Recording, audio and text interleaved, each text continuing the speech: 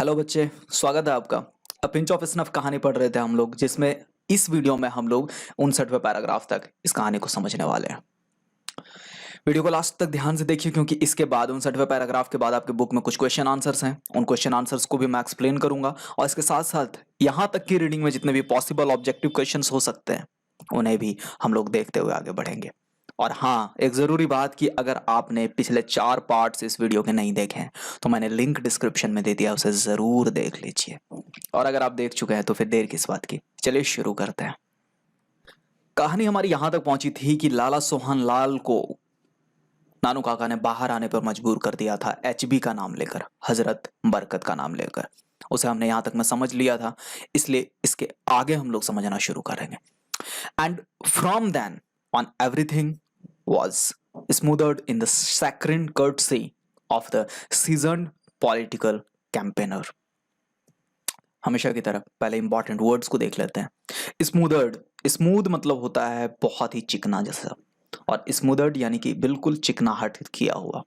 शैक्रिन, शैक्रिन कहा जाता है जो आप लोग मीठा के लिए इस्तेमाल करते हैं, हम लोग शक्कर, उसको। कर्टसी विनम्रता, नम्रता आप इसको बोल सकते हैं।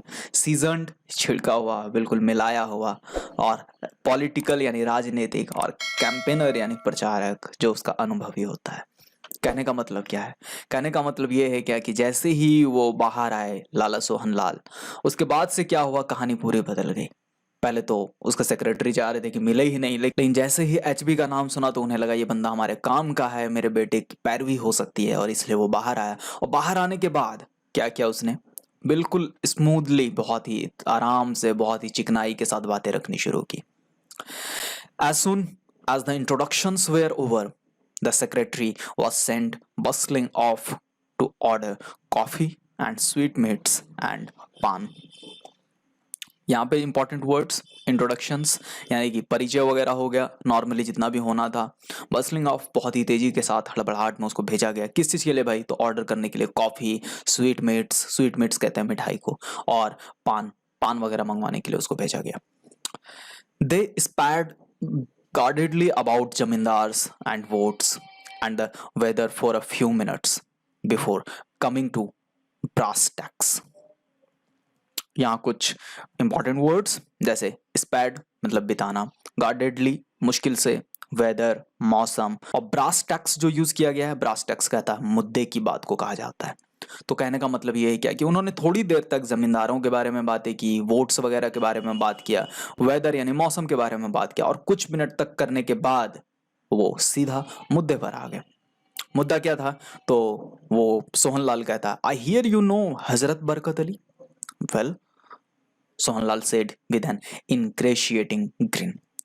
अब यहाँ पर जो इंपॉर्टेंट वर्ड है वो इनग्रेशिएटिंग, इनग्रेशिएटिंग ग्रिन यानी कि बहुत ही दांत चियारते हुए हंसना, बिल्कुल दांत निकालते हुए उसने ये बातें कही थी। तो क्या कहा था? I hear you know Hazrat Barkat Ali well, कि मुझे पता चला कि आप हजरत बरकत अली को बहुत अच्छे से जानते हैं, लाला सोहनलाल ने कहा दांत निकालते हुए। Oh, old HB, how did you know I know HB? Actually, we were at school together. Always regarded me as a sort of elder brother। चलिए, यहाँ पर जो मीनिंग निकल करके आता है कि एक्चुअली यानी कि हालांकि, सच कहें तो, वास्तव में, टुगेदर यानी कि साथ में, रिगार्डेड यानी कि देना, अ सॉर्ट ऑफ की तरह, एल्डर यानी बड़ा। तो नानू काका कहते हैं कि ओह, वो पुराना हजरत बरकत, आपको कैसे पता चला कि मैं उसे जानता हूँ? वास्तव में ऐसा था कि हम लोग स्कूल में एक साथ थे, और वो हमेशा मुझे एक बड़े भाई की तरह सम्मान देता था। Rather touching, really. Even today, he seldom takes a big decision without consulting me। When the PM offered him the embassy, who do you think had to make up HB's mind for him? अब यहाँ पर important words में जैसे rather आया हुआ है, rather का अर्थ है यहाँ पर की, हालांकि, टचिंग यानी कि बहुत ही ज्यादा भावुकता वाला, सेल्डम शायद ही, डिसीजन यानी फैसला, कंसल्ट मतलब मशवरा लिए बिना, सलाह लिए बिना, एम्बेसी कहा जाता है दूतावास को, जहां पर कि सरकार अपने किसी रिप्रेजेंटेटिव को रखती है, जैसे कि अमेरिका में अगर कोई भी बात होनी हो, या जापान में, या चीन में, पाकिस्तान में, कहीं पर भी कोई भी बात होनी हो, तो सीधा तो अब सरकार से तो बात नहीं कर सकते, तो सरकार अपना एक रिप्रेजेंटेटिव भेजती है वहां पर। तो हर देश अपना एक एम्बेसी बनाकर रखता है दूसरे देश में, जिसके साथ संबंध अच्छे होते हैं। तो जो देश एम्बेसी बनाकर रखता है, तो उसमें वो अपने एम्बेसडर को भेजता है, एम्बेसडर यानी कि राजदूत को। ओके, चलिए अब यहां तक मैं बात को समझते हैं कि आखिर कहा क्या जा रहा था। कि जैसे ही इसने कहा कि एचबी जो था वो मेरे स्कूल का फ्रेंड था और वो मुझे बड़े भाई की तरह मानता था, तो इसने कहा बहुत ही इमोशनल वाली बात है सच में, कि आज भी जो है वो शायद ही कोई फैसला मेरे से बिना पूछे लेता है, मेरे से बिना कंसर्न किए। क्या लगता है आपको कि जब उसको प्रधानमंत्री ने ऑफर किया था कि आप दूतावास में जाइए राजदूत बन करके हमारे, क्या लगता है एचबी का माइंड जो है वो मन किसने तैयार किया होगा उस चीज के लिए? You, that's right, me, good old HB. Ha ha ha ha, laughed Sohanlal, now showing all his pan-stand teeth. यहाँ दो वर्ड्स हैं, ज्यादा नहीं है। शो मतलब दिखाना होता है, पान स्टैंड यानी कि पान का दाग लगा हुआ, स्टेन का अर्थ होता है दाग। ओके, ये स्टेन शब्द आपको घर के सामान पे भी मिलेगा, जैसे स्टेनलेस स्टील, स्टेन यानी कि दाग, ऐसा स्टील जिस पर कि दाग नहीं लगेगा, स्टेनलेस। ओके, तो जैसे उसने कहा कि किसने, क्या लगता है आपको कि किसने उसका मन बनाया होगा? आपने, दैट्स राइट, मैंने। ओह पुराना मेरा बूढ़ा एचबी, हा हा हा, हंस दिया वो सोहनलाल जो भी था, उसने दांत पूरा निकाल करके एकदम पूरा पान वाला दांत दिखाते हुए। In that case it is a lucky day that you have come to my humble house, very lucky, because my son he is in the balances ministry. Here he was going as trade commissioner to Hazrat Barkat Ali. यहां पर एक शब्द है lucky, lucky यानी भाग्यशाली, humble यानी कि विनम्र, बैलेंसेस मिनिस्ट्री यानी नाप तौल वाला मंत्रालय, ट्रेड कमिश्नर व्यापार आयुक्त। कहने का मतलब क्या हुआ कि लाला सोहनलाल यहाँ पर कहता है दांत निकालते हुए, हंसते हुए, कि अगर ऐसा है तब तो ये हमारे घर के लिए बहुत लकी वाला दिन है कि आज हमारी इस कुटिया में आप पधारे हैं। बहुत लकी वाला दिन है। क्यों? क्योंकि भाई मेरा बेटा जो था वो यहाँ पर नाप तौल मंत्रालय में था, और वो जो था ट्रेड कमिश्नर के तौर पर यानी कि व्यापार आयुक्त के तौर पर हजरत बरकत अली के पास जाने वाला था। बट लेकिन you know how there are wheels within wheels, someone seems to have poisoned the ambassador's mind about my son, about some transaction concerning evacuee property.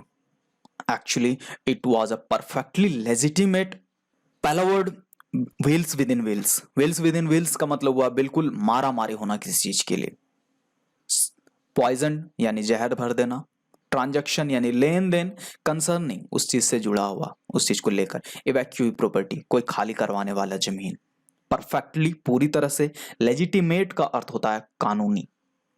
तो आगे ये कहता है कि किसी ने उसके, लेकिन हुआ क्या कि मेरा बेटा जाने वाला तो था, लेकिन आपको पता है ना कैसे यहाँ पर एक पर एक मारा मारी है कहीं पर भी आने जाने के लिए। तो किसी ने क्या किया, ऐसा लगता है कि अम्बेसडर जो थे, राजदूत जो थे, उनको मन में जहर भर दिया मेरे बेटे को लेकर के। क्या जहर भरा कि मेरे बेटे ने कोई एक प्रॉपर्टी वगैरह खाली वगैरह होने वाली थी, उसको लेकर के कुछ लेन देन किया है, जबकि ये सब कुछ जो था परफेक्टली लेजिटिमेट था। नानू काका waived away any further explanation, that should be quite simple, he announced.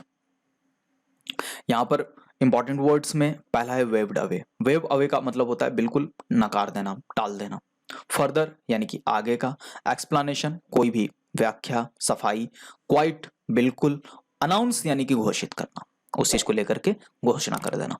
तो नानू काका ने क्या किया, जैसे उसने कहा यहां तक कि हाँ ऐसा ऐसा था, लेकिन देखिए सारा कुछ तो कानूनी था, तो नानू काका ने कहा चलिए छोड़े, हटाइए ये सब, बाकी एक्सप्लेनेशन की जरूरत नहीं है, ये सब बहुत आसान है, बहुत आसानी से हो जाएगा। नानू काका ने यहाँ पे कहा I will write and tell HB to do it. No no, don't thank me at all, after all we men in the public eye must do things for one another. Haha, one good turn deserves another. इसके बाद यहां पर हमारे पास दो तीन words हैं, जैसे at all बिल्कुल भी, टर्न यानी कि उसके बदले में, डिजर्व यानी उसके लायक होना। कहने का मतलब क्या हो, नानू काका कहते हैं कि ठीक है मैं लिख दूंगा एचबी को और बोल दूंगा ऐसा करने के लिए। नहीं नहीं नहीं, बिल्कुल भी आप मुझे धन्यवाद मत कीजिए, आखिरकार हम लोग जो कि लोगों की नज़र में होते हैं, हम लोगों को एक दूसरे के लिए कुछ न कुछ करना चाहिए, और एक अच्छा काम के बदले ही तो दूसरा अच्छा काम हो सकता है। नानू काका opened his silver snuff box and took a pinch. Then, flicking on his angocha, he casually mentioned the name of the welfare minister. अब ये आए मुद्दे पे, लेकिन पहले हम लोग वर्ड्स देख लेते हैं। फ्लिकिंग का अर्थ होता है उस पर झाड़ते हुए, कैजुअली बहुत ही आराम तरीके से, एकदम नॉर्मली, और मेंशन मतलब उल्लेख करना, उसका जिक्र कर देना, वेलफेयर यानी कल्याण, मिनिस्टर यानी मंत्री। कहने का मतलब क्या है कि इतनी बातों के बाद नानू काका ने अपना चांदी वाला जो स्नफ बॉक्स था उसको निकाला, उसमें से एक चुटकी लिया और उसके बाद अपनी उंगली को अंगोछे से पोंछते हुए बहुत ही बातों के बीच में ही वेलफेयर मिनिस्टर का, जिससे उनको मिलना था, उसका नाम ले लिया। The fixed grin on Sohanlal's face vanished. Is he a friend of yours? Nanu Kaka admitted, no, not exactly. अब यहां पर एक शब्द आया हुआ है फिक्स्ड। फिक्स्ड यानी कि बिल्कुल टिका हुआ, नियत। ग्रिन यानी कि हंसी, मुस्कुराहट। वैनिश यानी कि खत्म हो जाना। एडमिट यानी स्वीकार करना। अब जैसे ही वहां पर वेलफेयर मिनिस्टर का नाम आया, सोहनलाल के चेहरे पर जो कि हंसी थी वो एकदम गायब हो गई, और वो पूछता है, क्या वो आपका दोस्त है? करते हैं, नो, नॉट एग्जैक्टली, बिल्कुल भी नहीं, वो मेरा दोस्त नहीं है। I am so glad, Sohanlal said, relieved, so glad. That man, such ingratitude. I gave him a ticket, helped him in every way, and what do I get in return? अब यहाँ पर जो शब्द आए हुए हैं उसमें है ग्लैड। ग्लैड यानी खुश होना, ग्लैड यानी कि खुश होना। इनग्रेटिट्यूड, एहसान फरामोश। रिटर्न यानी बदले में। क्या कह रहा है यहाँ पर सोहनलाल? मुझे बहुत खुशी हुई जान करके, बहुत खुशी हुई।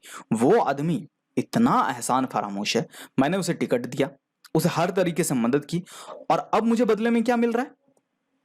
It turned out that the minister and Lala Sohanlal, once the best of friends, were now at daggers drawn since last year, when the minister had refused to consider a proposal for his daughter to marry Lalaji's son. यहां पर जो शब्द आए हुए हैं जैसे turn out, पता चलना, वंस यानी कभी, एक बार, at daggers drawn, daggers drawn का अर्थ होता है कट्टर दुश्मन होना, रिफ्यूज मतलब मना कर देना, कंसीडर मतलब विचार करना, और प्रपोजल का अर्थ होता है प्रस्ताव। कहने का मतलब ये है क्या कि स्पीकर कहता है कि हमें ये पता चला कि मंत्री जो था और सोहनलाल, लाला सोहनलाल, ये दोनों जो थे एक दूसरे के पहले तो एक समय कभी बहुत अच्छे दोस्त हुआ करते थे, लेकिन अब कट्टर दुश्मन हो गए। कब से? तो पिछले साल से। क्यों भाई? तो मिनिस्टर ने जो था, वो जो मंत्री था वेलफेयर मिनिस्टर, उसने मना कर दिया था लाला जी के बेटे की शादी अपनी बेटी से करवाने के प्रस्ताव पर विचार करने से। यानी लाला जी ने जो था वो अपना बेटे का शादी का प्रस्ताव रखा होगा मंत्री की बेटी से, और मंत्री को ये पसंद नहीं आया कि वो लाला जी के बेटे से अपनी बेटी की शादी करे, तो इसने उस चीज को मना कर दिया, और इसको जब मना किया तो सोहनलाल के साथ उसकी दुश्मनी हो गई। He wants a prince, Sohanlal snorted. What is a prince these days? Phew. Confidential. I can tell you that the minister has burnt his boats. अब यहां पर एक शब्द आया हुआ है प्रिंस। प्रिंस कहते हैं राजकुमार को। स्नॉटेड यानी कि बहुत ही झुंझलाते हुए कहना। कॉन्फिडेंशियल, गुप्त बात है। अब यहां पर लाला सोहनलाल कहता है कि उसे क्या चाहिए? तो एक राजकुमार चाहिए अपनी बेटी के लिए। आजकल राजकुमार हैं ही क्या इन दिनों। देखो, मैं गुप्त बात बता रहा हूं आपको, ये जो मंत्री है ना, इसने अपना ही नुकसान किया है, अपनी ही नाव जला करके बैठ गया है ये। I would be surprised if he is given a ticket for the next elections. Very surprised. He turns my son down and wants a prince. वाह! यहां हमारे पास दो शब्द हैं, जैसे सरप्राइज यानी कि हैरान होना, और इलेक्शंस यानी कि चुनाव जो अभी होने वाले हैं कुछ दिनों में बिहार में। आई वुड बी सरप्राइज, मुझे हैरानी होगी अगर उसे अगले चुनाव में टिकट भी मिल जाए तो, बहुत हैरानी होगी। उसने मेरे बेटे को दुखी किया है और प्रिंस चाहता है, एक राजकुमार चाहता है। वाह! And what is even more funny, I am told that so far they haven't even exchanged horoscopes. Even the astrologers on both sides haven't come together to decide whether it would be an auspicious match. यहाँ पर जो important words हैं जैसे funny, बहुत ही ज्यादा मजेदार बात, सो फार का अर्थ होता है अभी तक, एक्सचेंज यानी अदला बदली, हॉरोस्कोप कहा जाता है कुंडली को, एस्ट्रोलॉजर यानी ज्योतिषी, और ऑस्पिशियस यानी कि शुभ यानी मंगल। अब यहां पर कह रहा है क्या कि इससे भी ज्यादा हैरानी और मजेदार बात यह है कि मुझे ये पता चला है कि अभी तक जो है इन दोनों ने अभी तक तो कुंडली भी नहीं अदली बदली की है, और यहां तक कि दोनों तरफ के ज्योतिषी भी एक साथ नहीं बैठे हैं ये देखने के लिए कि ये जोड़ी शुभ है भी या नहीं। डिस्ग्रेसफुल। नानू काका स्नॉटेड। Disgraceful. What Prince did you से? सम 2 penny estate called निन्नौर। अब यहां पर नानू काका कहते हैं कि डिस्ग्रेसफुल है, शर्मनाक है, बिल्कुल, बहुत ही उन्होंने झुंझलाते हुए कहा। क्या नाम बताया वैसे आपने, कौन राजकुमार है? यही कोई 2 कौड़ी का राज्य है निन्नौर। आपकी किताब में यहां तक कहानी देने के बाद कुछ क्वेश्चन आंसर्स हैं, उन क्वेश्चंस को एक तरफ से देखते हैं थोड़ा सा। पहला क्वेश्चन कहता है कि it was very easy for the narrator to get sent on a foreign assignment. क्या जो नरेट कर रहा था कहानी को उसके लिए बहुत आसान था फॉरेन असाइनमेंट पे जाना? बिल्कुल नहीं, तो ये फॉल्स हो जाएगा आपका। Ratiram was the son of Sohanlal Ratiram. बिल्कुल सही बात है, रतिराम जो था वो सोहनलाल रतिराम का बेटा था, तो ये ट्रू है। और Sohanlal Ratiram was the party boss इन दिल्ली। ये भी ट्रू है कि सोहनलाल रतिराम जो था वो दिल्ली में पार्टी बॉस था। Nanu Kaka went to Lala Sohanlal because they both were zamindars. Nanu Kaka किस लिए गया था सोहनलाल के पास, कि वो दोनों जमींदार थे? बिल्कुल नहीं, तो ये फॉल्स है। नानू काका visited Sohanlal in the guys of an astrologer. क्या नानू काका सोहनलाल से एक ज्योतिषी बन करके मिला था? नहीं मिला था, फॉल्स है। Nanu Kaka's meeting with Sohanlal Ratiram was very successful. क्या सोहनलाल रतिराम से जो नानू काका मिलने गए उन दोनों की मुलाकात सफल रही थी? बिल्कुल सफल तो रही, उनका काम बन गया था। इसके बाद कुछ क्वेश्चन आंसर्स हैं जिनको कि आपको ब्रीफली आंसर देना है। जैसे कि ब्रीफ में आंसर देने का मतलब होता है संक्षिप्त रूप से, छोटा छोटा। जैसे under secretary always obeyed Nanu Kaka although he was never willing to do so. Why? उसे जो अंडर सेक्रेटरी था इस कहानी में जो कहानी सुना रहा है उसे हमेशा नानू काका की बात माननी पड़ती थी, हालांकि उसकी इच्छा नहीं होती थी। लेकिन ऐसा क्यों होता था? क्योंकि वो उसके मामा थे और उसकी माँ ऐसा चाहती थी। This tie and collar business is no good these days. ये जो टाई एंड कॉलर बिजनेस है वो आजकल अच्छा नहीं है इतना। तो क्यों कहा था नानू काका ने ऐसा? क्योंकि नानू काका जो थे वो पुराने समय के थे और उनके लिए पगड़ी, ये अंगोछा, ये सारी चीजें ज्यादा फॉर्मली। चीज क्या कि ये पगड़ी वगैरह जो था वो एक रॉयल लुक देता था, जबकि टाई एंड कॉलर वगैरह एक normal look. How did the under secretary change his appearance to accompany Nanu Kaka? तो अंडर सेक्रेटरी ने कैसे कपड़े पहने थे नानू काका को के साथ जाने के लिए? तो नानू काका के साथ जाने के लिए उसने क्या किया था? जोधपुरी कोट पहना था और एक पगड़ी डाली थी। इसके अलावा और क्वेश्चंस हैं, जैसे कि हु इज अ जमींदार? जमींदार कौन होता है भाई? तो ये आपको भी पता है, जिसके पास बहुत ज्यादा जमीन होती है। डू यू नो एनी जमींदार? क्या आपको पता है अपनी लोकेलिटी में कोई जमींदार है? तो आप आसपास के लोग कैसे देखते हैं ये आपको लिखना है।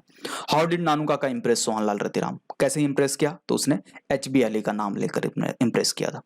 What important information did he collect at Ratiram palace? Ratiram के घर पर उसे क्या पता चला? पता चला कि जो वेलफेयर मिनिस्टर है, जो हमारा कल्याण मंत्री था जिससे कि वो मिलने गया था, उसके बेटी की शादी निन्नौर के राजकुमार से होने वाली है और उन दोनों की अभी कुंडली भी मैच नहीं हुई है। Who is a prince? राजकुमार कौन है? Do we have any prince now? क्या आज के समय में हमारे पास प्रिंस होते हैं? If yes, do they enjoy the same privileges which they used to do? क्या वो आज भी उनके पास पहले जैसी ही सुविधाएं होती है, पहले जैसी ही सहूलियतें होती हैं? तो शायद अब नहीं होती हैं। ये सब कुछ हम लोग जान रहे हैं अच्छे से। यहां तक में हमारे पास जो भी क्वेश्चन आए, ये सारे क्वेश्चंस के आंसर्स आपके पीडीएफ में दिया गया है।